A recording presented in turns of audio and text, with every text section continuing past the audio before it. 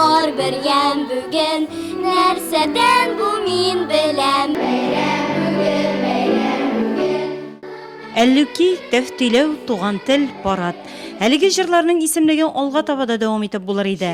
Шагыйрьнең халык язмышы, аның кичерешләре чагылдырылган шигырьләре җырга күчкән. Шунысы сөендерә, яшь буын аларны рәхәтләнеп башкара.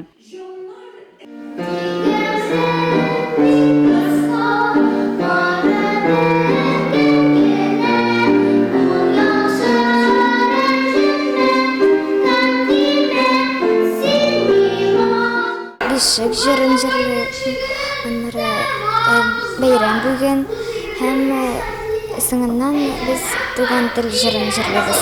Парадны җырлыйм. Кызыклы шәкәр.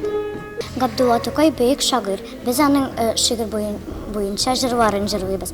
Менә мин иртә шигыре буенча җырлыйм. Иртә таң ата, уяна урманнар, кешеләр уяна. Һәм шул вакытта балалар мәктәпкә баралар, мәктәптә баралар. Бакчалары артында алар гыйлем дәрсендә.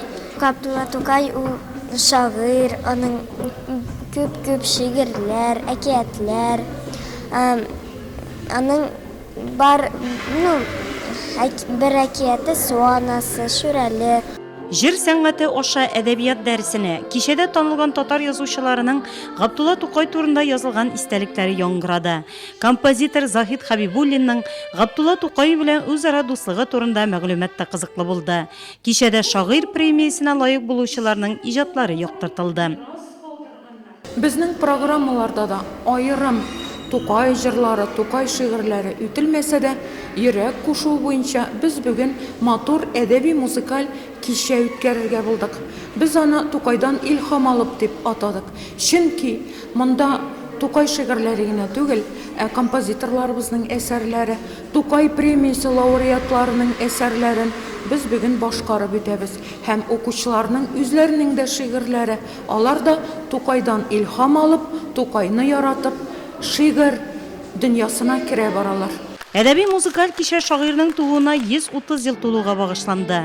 Үзе бер ачык дәресне хәтерләтте ул. Укучылар өчен генә түгел, өлкәннәргә дә бик кызыклы тирән мәгълүмат җиткерелде монда. Бөек шәхеснең иҗаты бөтенләй башка яктан ачылды. Габдулла Тукайның дингә карашы һәм бу теманың аның шигырьләрендә яктыртылуы хакында бу кичәне оештыручы һәм алып баручы Роза Әхмәтҗанова шактый мәгълүмат туплаган. Укучыларның мөрәҗәгать әйтүләре залда утыручы өлкәннәрне дә дулкынландырды.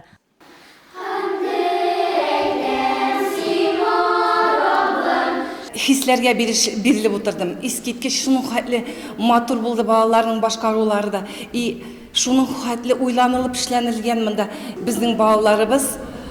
Без аның хәтле андый дәрәҗәдә, наверное, әхлак тәрбия бирелмәгән булыр идек. Ә монда искиткеч бай бөтен яктан инде бай тәрбия алалар. Бошым тәрбияви кичә бу. Рәсем сәнгате белән шөгыльләнүче укучыларның шагыйрь иҗатына багышлап ясалган рәсемнәреннән торган күргәзмәдә сокландырды. Һәркем Габдулла Тукайдан илһам ала монда.